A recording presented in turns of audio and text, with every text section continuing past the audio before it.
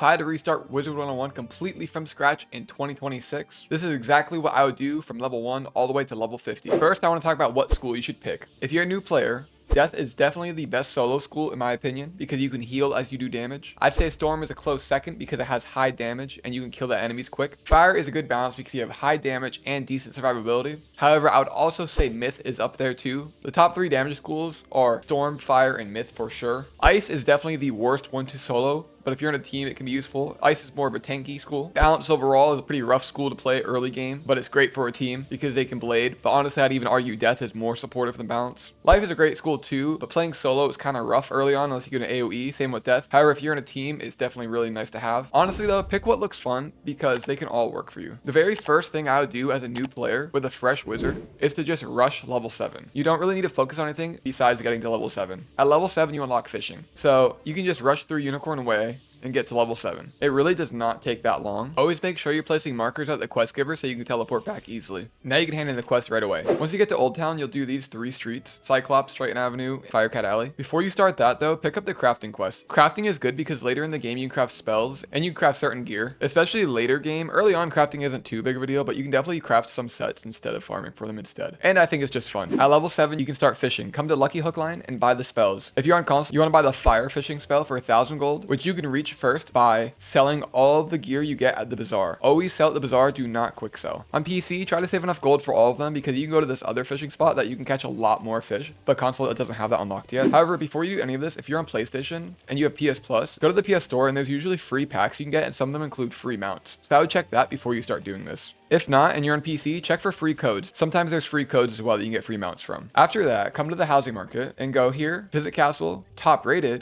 again. And if you're on console, look for firehouse. If you can't find it in the top rated, go back out and then click top magical or top decorated. You can find one eventually. If you're on PC, look for the arrow village and you can use the exposed school fish spell. This will tell you what lore to use for each fish. But if you're at a specific schoolhouse, you only need to use that specific fish lore. Once you're here, come over here and go off to the side. As soon as you reach level 7, if you don't have a permanent mount already, come here and then go fishing with the fire lore. Every fish will be fire. Just hit triangle and then you can fish. Use all of your energy and then level up and then repeat this again until you have enough gold for the mount. Once you're done using all your energy, come back to Lucky Hook Line and you can sell your fish here. That's an easy way to get early gold. A permanent mount costs 50,000 gold. That is the cheapest that you can buy a mount on PC and console. In order to buy that mount, come to the crown shop, go to mounts, and then look for the enchanted broom perm. Hit gold, and then there you go, you can buy it for 50,000 gold. This should not take that long. You can probably get 50,000 gold in an hour as a new player. Alternatively, you can also continue questing with the free 1-day mount that you get, and then just all the gear you get, continuously sell it. That's an easy way to get extra gold early on. The other thing I would do as a new player is come to the housing market again, come over here, visit castle, top rated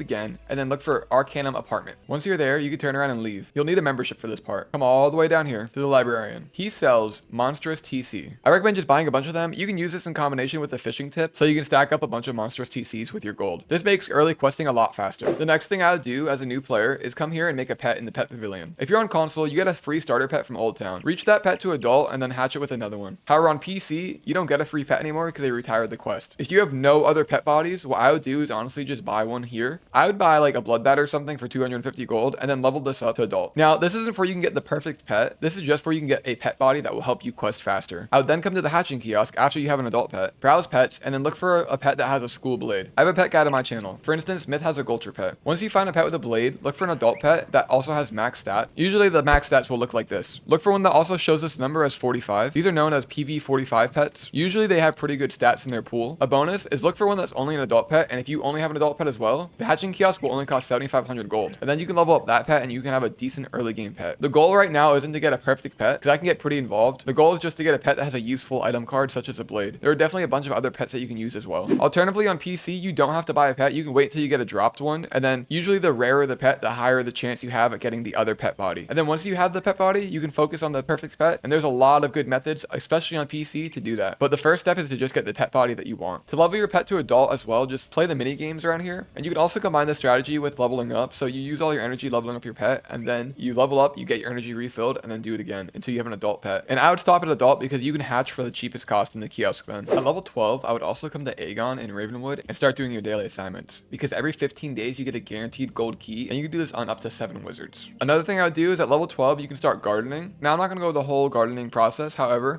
just follow the quest and then get a couple plants planted, and then just get your rank till rank 3, because later in the game, gardening becomes especially useful. The next thing I want to talk about is what you should use your training points on. I would not dual school because it's kind of a waste. Even with the spell weaving stuff now, you know, and dual schooling robes later in the game and stuff like that, it's still not really worth it. So if you're any school besides death, I would just train straight up into death. At level 22, you can get Feint from the death school. After that, I would stop training into death completely. Now, you might be wondering, what do you train into if you are death? Well, for that, I'd say you can honestly just save those training points. You can also go to ice or life and then do tower shield or satyr, but honestly, that's not really necessary, but it is optional. However, I would not randomly spend training points. Another option, you can always train into fire for meteor, because if you don't have an early AoE, however, ideally you should get an AoE pet. Another tip, make sure you get all the Z quests, because you get an extra training point for completing them, and they're pretty easy to do for each world. At level 15, you can come to the shopping district. You can buy an Archmastery jewel, and then at level 15, you can socket it into something as well. So then if you are death, you could always use meteor as your AoE if you don't have one. An early game, that's not terrible. You could get an AoE at level 22, because you get so many training points, it doesn't really matter. And then later in the game, you could also buy back your training points. Another thing that you can use your training points on is in Colossus Boulevard. You come down here and you get reshuffle here. The next thing I would do is you come to Niles and you could train for the blades for your school. Now, if you're more of a sports school, you can train for all of them, especially if you're balanced, obviously get them all. Death is another option. You could always get some more if you're playing more support role, but if you're just soloing, I want to do that. Just get your spirit trap and spirit blade. The traps I don't find personally necessary, but some people do. I always got by without them. You could save a training point, but I mean, you get so many training points. If you want to use them, go ahead. Now, at level 20, you unlock Grizzleheim. My advice for Grizzleheim is completely skip it right now, and you want to come back to it later. So I would say after you're done with Dragonspire, you're going to be around level 45, 46 if you don't do any side quests. And then you want to grind out Grizzleheim all the way to Wintertusk, and that will more appropriately level you for Celestia. And you also get a few free spells. Also, never skip your spell quests. Around every number ending in an 8, you get a spell quest. So like 8, 18, 28, 38, 48. At level 30, you're going to unlock Mount Olympus. You'll get this quest from Cyrus. Now that you're level 30, I would definitely farm Mount Olympus, the Zeus dungeon. If you're on console, I'd run it 4 to 5 times and try to get the Zeus gear, because it's really good up until like level 52 to 60. So I'd say 4 to 5 times max, and just take whatever drops you can get. You also get a really good wand, the Sky Iron Hasta. I'm still using it now at level 84, and I got it at level 30. So now if you're on PC and you don't get the drops you want, you can actually craft them. However,